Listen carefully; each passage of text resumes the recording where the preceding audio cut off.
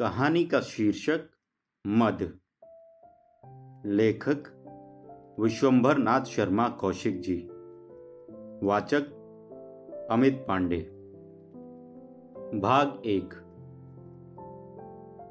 राय बहादुर केशव प्रसाद उन आदमियों में से थे जिनका विश्वास था कि संसार में धन ही सब कुछ है। जिसके पास धन है वही श्रेष्ठ है और वह सब कुछ प्राप्त कर सकता है। राय बहादुर साहब का परिवार 8-10 आदमियों का परिवार है। 3 पुत्र, 2 पुत्रियां, पत्नी, विधवा चाची इत्यादि से परिवार भरा पूरा है। बड़ा लड़का कृष्ण प्रसाद डिप्टी कलेक्टर है और बाहर रहता है। रात के 8 बजे थे। राय बहादुर साहब अपने कुछ मित्रों तथा खुशामदियों सहित अपने विशाल भवन के एक सुसज्जित कमरे में बिजली की अंगीठी के सन्मुख। आज बड़ी सर्दी है, एक सज्जन ने कहा। हाँ, आज कल से भी अधिक है। ऐसे में सर्कस देखने चलना तो मुसीबत है। न चलिएगा तो टिकट रद्दी हो जाएंगे। खैर चलेंगे तो, परंतु मानंद नहीं पाएगा। शाल बाल ले लीजिएगा, हम तो तूश लेकर आए हैं, एक ने कहा। जी मैं कंबल लेकर आया हूं। यह न समझिएगा कि आपके पास तूश है। वह मोल में भारी है तो यह तोल में भारी। सब लोग हंसने लगे। राय बहादुर साहब बोले, यह बराबरी अच्छी दिखाई। भारी दोनों हैं, एक मोल में तो दूसरा तोल में। कहने को चाहे जो कहिए, तूश और मलीदा और अलवान, परंतु जो आनंद कंबल और रजाई में आता है वह किसी में नहीं है। राय बहादुर बोले, तूश वगैरह हल्के होते हैं और साथ ही काफी गर्म भी, इसलिए इनका मूल्य है। रजाई और कंबल ओढ़े चलना फिरना कठिन होता है। बस इतनी ही सुविधा है। रात को तूश ओढ़कर सोइए तो पता लग जाए। रात में तो लिहाफ और कंबल ही काम देते हैं। गधे हो, तूश इत्यादि का उपयोग रात में ओढ़कर सोने में नहीं होता, राय बहादुर ने कहा। क्या क्या गप लोग हाँक देते हैं। एक साहब उस दिन कह रहे थे कि पहले ऐसे तूश होते थे कि यदि जमे हुए घी के कुप्पे पर लपेट दीजिए तो घी पिघल जाता है। हाँ तो क्या हुआ, ऐसे तूश बनते रहे होंगे। ऐसा कोई कपड़ा बन ही नहीं सकता। तूश में गर्मी कहां से आई? तूश में गर्मी नहीं होती तो शरीर को गर्म क्यों रखता है? शरीर को तो आपके अंदर निरंतर उत्पन्न होती हुई गर्मी गर्म रखती है। ऊन केवल इतना करता है कि आपके शरीर की गर्मी को संचित रखता है। बाहर की ठंडी हवा उसे नहीं घसीट पाती, क्योंकि ऊन गर्मी का वाहक ना होकर रोधक होता है। यह बात तो हमें कुछ समझ नहीं आती। हम तो यह जानते हैं कि ऊन गर्म होता है। उसका वही तात्पर्य है। जितने पदार्थ गर्मी के अवरोधक होते हैं वे गर्म कहे जाते हैं। यद्यपि उन पदार्थों में गर्मी वर्मी कुछ नहीं होती, यह विज्ञान का मत है। होगा, हम विज्ञान क्या जाने, हम तो सीधी बात जानते हैं। इन्हीं बातों में 8:45 का समय हो गया। एक महाशय बोले, समय हो गया, अब चलना चाहिए। हाँ, अब समय हो गया। राय बहादुर साहब ने नौकर से कार मंगवाने के लिए कहा और स्वयं कपड़े पहनने चले गए। भाग 2। राय बहादुर साहब फर्स्ट क्लास में अपने 3 मित्रों सहित विराजमान थे। खेल आरंभ हो चुका था। कुछ देर बाद एक 19-20 वर्ष की श्वेतांग युवती, घुटनों तक फूला हुआ श्वेत घाघरा सा और उसके ऊपर श्वेत रेशम की एक जैकेट सी बाहें खुली हुई पहने हुए पाई और 2 दौड़ते हुए घोड़ों की पीठ पर अपने करतब दिखाने लगी। युवती बहुत सुंदर दिखाई पड़ती थी। राय बहादुर साहब स्थिर दृष्टि से उसका कार्य देखते रहे। जब वह अपना खेल दिखाकर चली गई, तब राय बहादुर साहब को मानो होश सा आया। पास बैठे हुए एक मित्र से बोले, बड़े गजब की लड़की है, शरीर में मानो हड्डी है ही नहीं। जी हाँ, बड़ा लोचदार शरीर है और नक्शिक भी सुंदर हैं। क्या कहने हैं, हूर की बच्ची है। दूसरे मित्र ने कहा, इसको बहुत तनख्वाह मिलती होगी। हाँ, इसमें क्या संदेह है। भला कितनी मिलती होगी? राय बहादुर साहब ने पूछा। 1500 तो मिलते ही होंगे। 1500 में तो बड़ा अंतर है यार। तीसरे मित्र ने कहा, मेरा मतलब है कम से कम 500 और अधिक से अधिक 1000। कल जरा पता लगवाना चाहिए। राय बहादुर साहब बोले। क्या करोगे पता लगवाकर? राय बहादुर साहब किंचित मुस्कुराकर बोले, तबीयत। अच्छा, जान पड़ता है तबीयत आ गई, लेकिन यहां आपकी दाल नहीं गलेगी। क्या कहते हो दाल नहीं गलेगी? रुपया वह चीज है जो पत्थर को गला दे, दाल तो दाल। यहां रुपया काम नहीं देगा। रुपया हर जगह काम देता है और यहां भी काम देगा। मुझे तो संदेह है। अच्छा, कुछ शर्त बदलो। राय बहादुर साहब बोले, शर्त वर्त बदना तो अपनी समझ में नहीं आता। मैं शर्त बदता हूं। तीसरे सज्जन बोल उठे। क्या शर्त बदते हो? जो आपका जी चाहे। 1000 रुपए की शर्त रही। रुपए की शर्त तो व्यर्थ रही। देखिए, यदि हार जाएं तो यह कहना छोड़ दें कि रुपया सब कुछ कर सकता है। और जो तुम हार गए?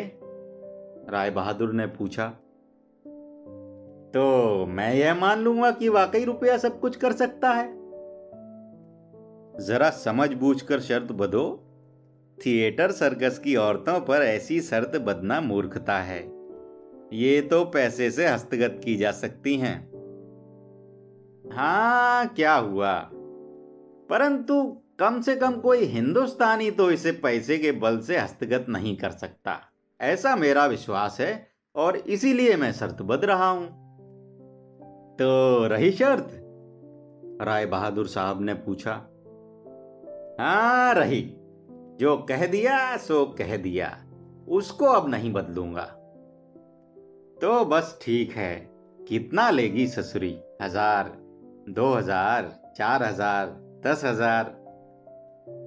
बस 10,000 का बजट रखा है। बजट तो और बढ़ सकता है। अब तो शर्त बदी है ना, चाहे जो खर्च हो जाए, परंतु इतने से अधिक खर्च नहीं होगा। अच्छी बात है। इसके पश्चात खेल देखने लगे। खेल समाप्त होते होते श्वेतांग लड़की एक बार पुनः दूसरी ड्रेस में आई, जो पहले से भी अधिक आकर्षक था। इस बार उसका खेल समाप्त होने पर राय बहादुर साहब ने खूब ताली बजाई, जोर से चिल्लाकर एक्सीलेंट, ग्रैंड इत्यादि शब्दों का उच्चारण किया। श्वेतांग लड़की एक बार इनकी ओर देखकर मुस्कुरा दी। राय बहादुर साहब कृतकृत्य हो गए। भाग 3। दूसरे दिन राय बहादुर साहब के गढ़ छूटे। 3-4 दिन में लड़की से राय बहादुर साहब का परिचय हो गया। लड़की एक अंग्रेजी होटल में ठहरी हुई थी। लड़की के साथ लड़की का पिता तथा बड़ा भाई भी थे। ये तीनों स्पेनिश यानी कि स्पेन देश के थे। लड़की का नाम इजाबेला था, बाप का नाम पीडो तथा लड़के का नाम वेलेंटिनो था। वेलेंटिनो भी सर्कस का खिलाड़ी था। पिता घोड़ों की देखरेख का काम करता था। राय बहादुर साहब इन लोगों से एक बार नित्य मिलते थे। कभी वह स्वयं होटल जाते थे और कभी ये लोग राय बहादुर के घर आया करते थे। राय बहादुर साहब इनको बड़ी खातिर करते थे। फूलों के गुलदस्तों, फल, मिठाई तथा श्रृंगार सामग्री से इन लोगों को प्रसन्न करने का प्रयत्न कर रहे थे। ये लोग भी राय बहादुर को बहुत मानने लगे। राय बहादुर साहब की कार इनके लिए हर समय उपस्थित रहती थी। राय बहादुर साहब स्वयं भी इन्हें घुमाने फिराने ले जाया करते थे। एक दिन सर्कस की छुट्टी थी। राय बहादुर इजाबेला को कार पर लेकर घूमने चले। उस दिन इजाबेला अकेली थी। राय बहादुर साहब भी अकेले ही थे और स्वयं ही कार को ड्राइव कर रहे थे। इजाबेला अगली सीट पर राय बहादुर साहब के बगल में बैठी हुई थी। नगर के बाहर छावनी की ओर जाकर राय बहादुर ने एक निर्जन स्थान पर कार रोक दी। अंधकार हो गया था। इजाबेला ने पूछा, क्या बात है? राय बहादुर साहब ने कहा, कुछ नहीं, जरा देर यहां रुक कर चलेंगे।